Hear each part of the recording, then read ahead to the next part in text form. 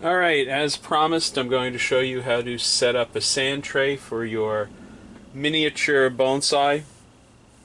Took me several hours to go through the tray of the existing plants. As you can see, there's nothing left except dirt and weeds. Took longer than I anticipated because I couldn't leave well enough alone. I had to change almost every plant, figure out if it was in the right pot, and then check the roots, refresh the soil where appropriate, and repot them. So took a few hours. This is a product called Weed Block. Some people call it Weed Barrier. What it does is allows water to percolate through, but keeps your soil in place. In this case, it's going to be sand. So we're going to cut this to fit inside the bottom and across the walls of the tray. These are called flats. If you ever go shopping for flowers in the spring, you can quite frequently find petunias and begonias in flats, and you can recycle them. I think you can hear the airport overhead. Not sure if that's going to JFK or LaGuardia, but that's too big a plane to go to Republic. So you want to cut it so that it fits inside the tray. Now the sand gets heavy when it gets wet, so I like to use a double layer of the Weed Block. You don't have to clean up the ends, that's up to you.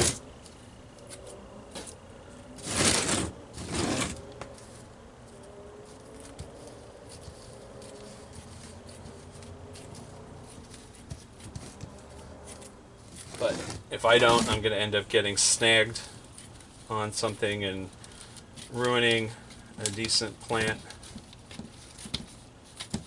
Now, you have a couple options when it comes to the type of sand. I'm partial to pool filter sand because it has been screened and graded. But pool filter sand can be very expensive.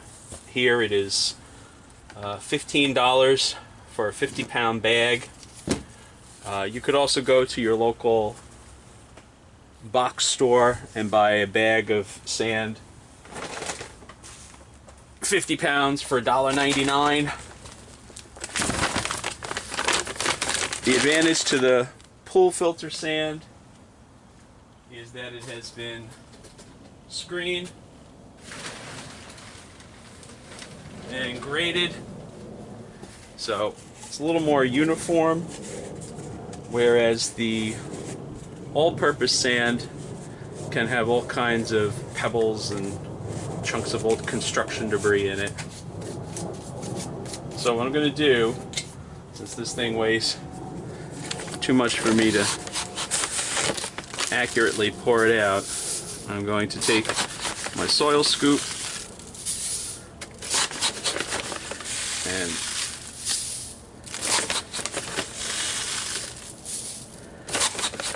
fill in the bottom of the tray so that I have enough depth that I can nestle the pots into the sand so that the drainage holes are in contact with the sand. The sand will act as a reservoir during the course of the day so that you can actually have a job and go to work.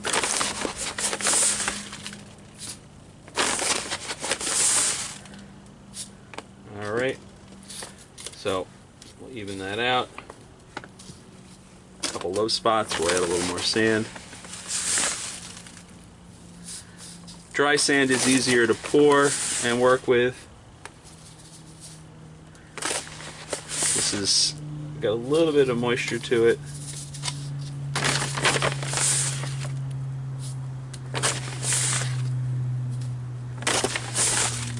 And sand sometimes will act as a moisture meter for you, so when you see that the sand is dry, you know that it's time to water your trees. Alright, so the way I'm going to lay this out, I'm going to place the bigger plants towards the back of the tray so that I don't skip the smaller ones when it comes time to watering. This is a Chinzan azalea.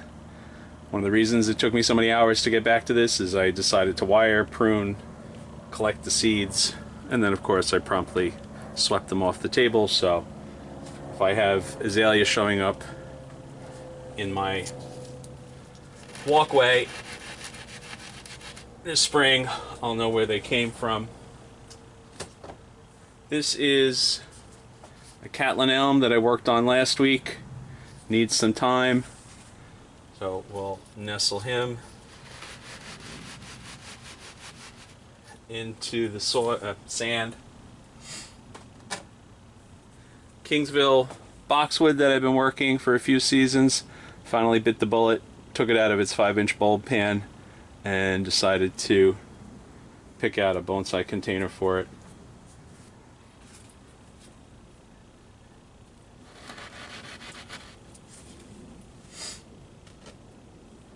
Another Kingsville boxwood that I've been working for a few seasons.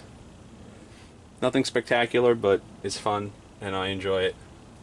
And ultimately, that's all that matters, is that you enjoy your plants.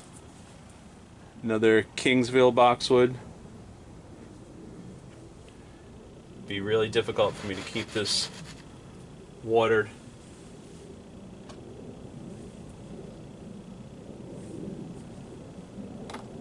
Now this is a dwarf hosta that has not come out of dormancy yet. I don't know if you can see little buds popping.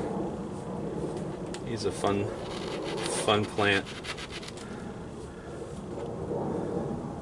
This is a dwarf mondo that you can use as an accent plant or a kuzumono.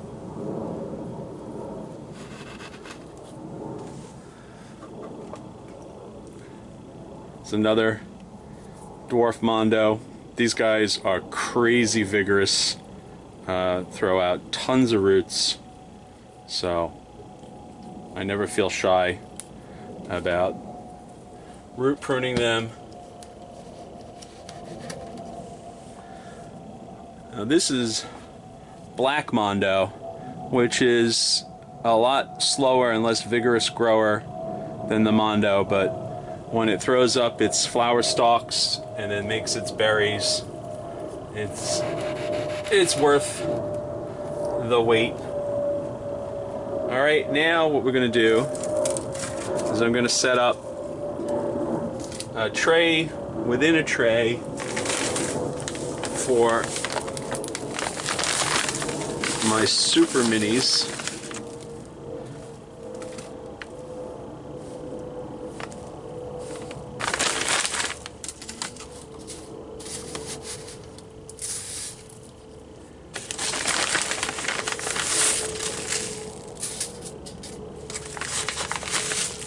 And this is so they don't get lost. Sometimes you don't see all your little guys. So this is another Kingsville boxwood. I think I'm going to get rid of some of that foliage from those twigs this year, but just pruned it up. We'll see how it behaves. Needed a serious root pruning. This one I root pruned, I don't know, 3 weeks ago, something like that. So he seems to be chugging along. This is a cutting that I rooted last year in a crazy little pot that I made in a workshop with the Bonsai Society of Greater New York about 10 years ago.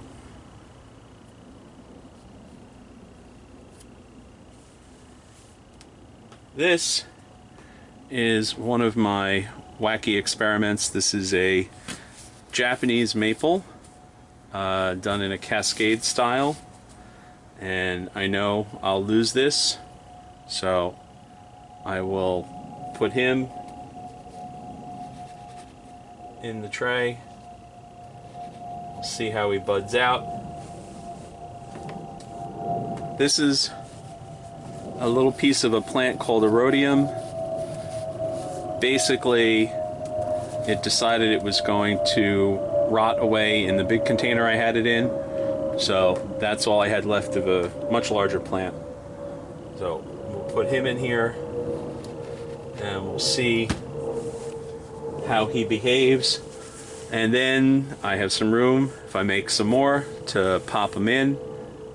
And the thing that you do is every morning in the summer is you water the entire tray plus all the plants in it. So I'll set the nozzle to gentle shower and water everything. Come back in the afternoon in the heat of the summer, check it, see if it needs to be watered again. Probably doesn't, and then do it again the next morning. So all it needs now is to be watered.